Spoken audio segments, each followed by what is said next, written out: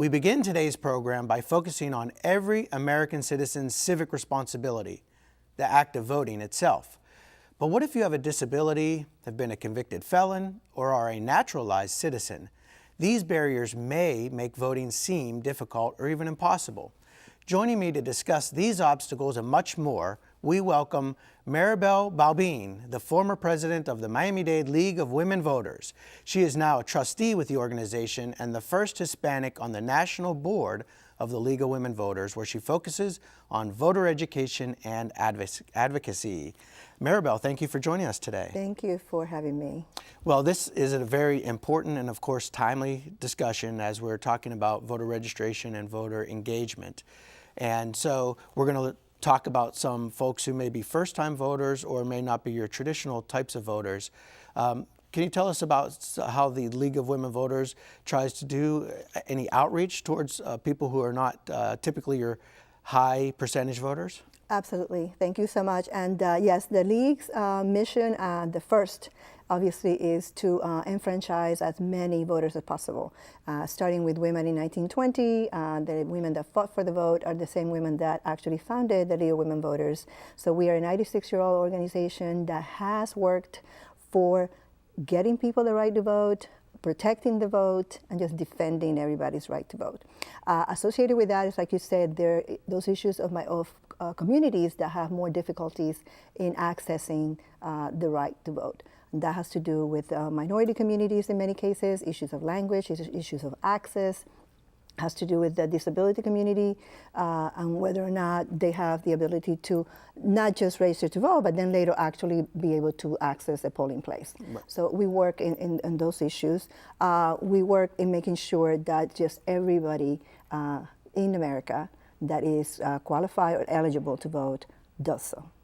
And so what types of activities do you do? Do you have voter registration drives? Do you go out into the community and knock on people's doors?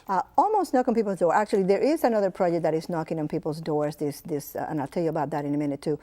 We hold voter registration drives. Right now we are at the malls. Any Saturday you can see us over at Sunset Place. We do work with FIU, Miami-Dade College, Florida Memorial, UM.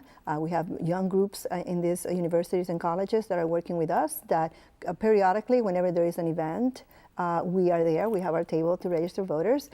Coming up on September 28th is Voter Registration Day. On that day, we will be all over Miami-Dade County in many, many different locations. And people can check on the website of just voter registration. If you Google that, all these places pop up. So we concentrate on that. We then focus also in specific areas. For example, we know that the young women are not voting at the rate that they should be and are not registering. So we have, for the last 2 years, targeted the areas in Miami where we know the young women concentrate, and holding very informal events. We also then add the ability for them to register to vote. What are some of those areas where young women may congregate? The Brickell Corridor and Coral Gables. Actually, we have these sort of happy hour type events. Where right after work, the young women that are working in the areas, we invite them, and there's a short presentation and trying to make sure that they know how important it is that they vote, making sure they know how the vote counts. A lot of people don't make that connection in how voting actually has to do with how you change things and how those things that are important to you can be actually changed. We're also working this year with the Women's Fund on a project called See Her Vote.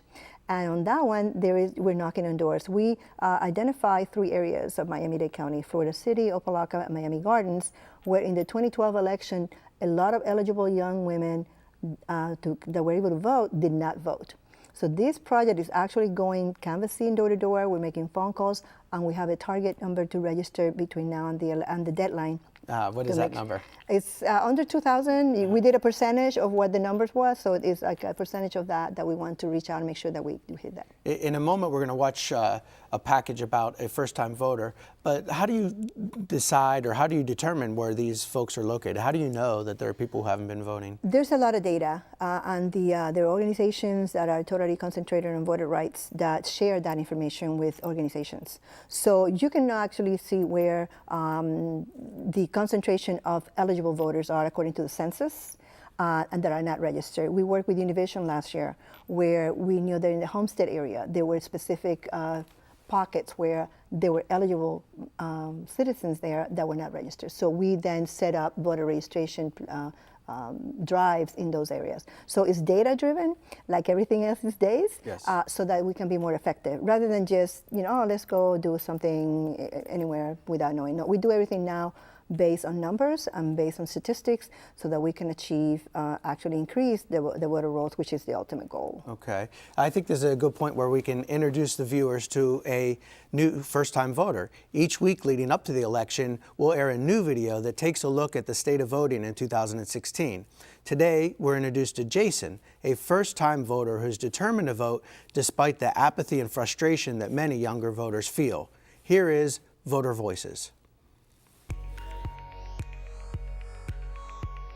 Each voice makes a difference, so each vote does count. Go ahead, you can have it. Thank you. I registered to vote when I was 16 years old. One day at school, they were telling us that they were registering kids to vote. I went by the auditorium and I took a form, and it was really easy. It took me maybe 1 or 2 minutes to fill out the form. They were just asking me basic information. I expected, pages and pages of information and questions and what's this, what's that, do you know this, how do you feel about that? I expected a lot more, but it was just one sheet of paper, so that really took me by surprise. I was like, wow, I'm done. Here you go. Later, they mailed me a form that said I was a registered voter now, so that was a really good feeling knowing that I'm already a part of this political process. Ages between 16 and 18 and U.S. citizens. You have your last four or either your permits, your driver's license. Yeah, I don't know about my security. That's fine. I know my social security. The way my parents raised me is to be really involved. Throughout my years in elementary school and middle school, I used to hang around a lot of the teachers, and they would help me. I was introduced to the whole ethics and how to be a good leader. Throughout high school, I had a lot of help from my principal that really got me involved in politics. I went from little school positions like handling the newspaper into, meeting the superintendent and meeting the mayor of the city and being able to discover the actual process of how government works. For me, being interested in politics is the involvement, the fact that they have power over change among communities. This presidential election is going to be very important for me because it's going to be my first time to vote, so that's really special and significant for me. I'm looking for really a president who will listen to the people and not just their own voice, but to what everyone might want.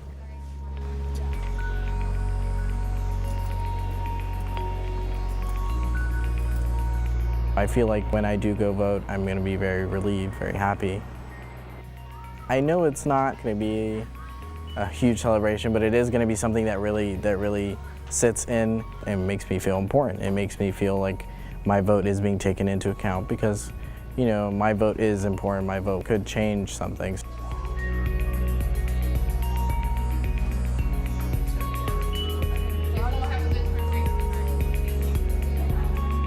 I think kids haven't really been exposed to politics that much as they were younger, so I don't think they have a great understanding of how important that may be to their future. But I think if government is something they teach in depth throughout their years of high school and they actually talk about candidates and talk about political stance and ideology, I believe kids will actually then start thinking about it and say, well, wow, this is actually going to affect me. Donald Trump leads the candidate.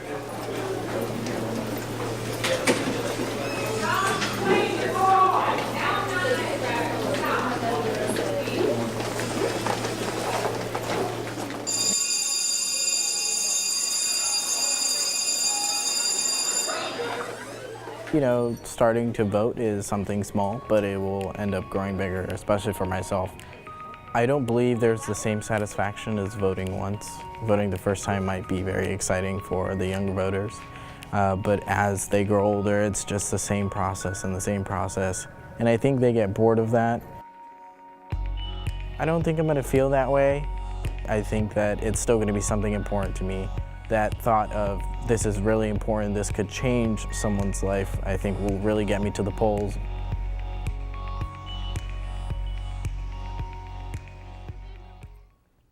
So So Jason represents two categories of a first-time voter. First, he's a millennial and just turned eligible to vote at 18. And secondly, he's a new citizen. And so that's a group of folks that they're looking to register to vote, because actually the millennials, those born in the 1990s and in the last decade, according to the U.S. Census, became the largest group of eligible voters last year. So Maribel, tell us a little bit about registering first-time voters, especially new citizens. Actually, Miami-Dade County does a really good job. Miami-Dade County Public Schools offers voter registration to every senior before they graduate. And actually, if you're within a year, you can fill out the form and you will receive it when you turn 18. So they did a great job last year. So we're working on all these really effective ways of capturing the young, and especially before they leave school. So we're good on that. Actually, Miami-Dade County has over 150,000 millennials registered. Whether or not they vote, that's a little bit different. And actually, they have the same issues. We found out they have the same issues. We cannot put them in a group as millennials.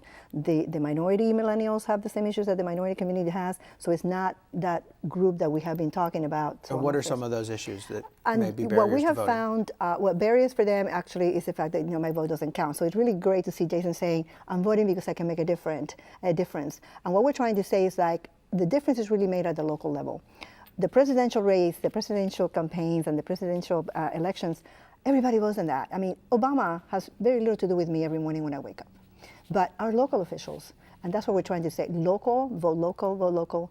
That's what really makes a difference in your life. Is what I hope that was Jason was talking about. Yes. Personally, I am one of Jason's. I am Cuban American. I arrived when I was 14 years old. I became a citizen when I was 24 or 5. And I couldn't wait to vote. And I've been voting ever since. And Jimmy Carter was my first vote. So there's my age. But just the importance of just making sure that people do understand that they can make a difference. And then what we also talk about in these conversations is like holding those elected officials accountable. Not just give your vote away. Ask for those things that are important to you. On women's issues, we're totally laying out a list of things that, as a woman, when I'm going to vote for somebody, I'm going to ask him, do you support this and do you support that? And those are going to be the reasons why I'm going to vote for you or not. Mm-hmm. So making sure that people understand that. Educating the voter, that's a great target that we have as an organization. Mm-hmm. An educated voter is the one that really makes those decisions that are best for the community. Let me ask you, the League of Women Voters is a nonpartisan organization, Correct. right? I think there's some perception out there amongst some people that it's a liberal leaning or favors Democrats. Can you address that? Unfortunately, yeah, and especially here in Florida, because we went through the whole battle redistricting last year. I mean, walking the halls of the Capitol during session wasn't pretty. I mean, we had actually some of the representatives calling us the League of Women Vipers, which was something that wasn't necessarily pleasant. But what happens is that in the last few years, we have associated ourselves with causes that are good causes. They just so happen to be maybe promoted by left-leaning groups, but it's not that we are the ones initiating, but simply we say that's a good thing. On energy, on climate change, on solar, those initiatives, based on our positions, we can support. Because like you said, we as a nonpartisan organization, we cannot support candidates or endorse candidates, but we can take positions on specific issues, and then if we endorse them, we can actually campaign for that.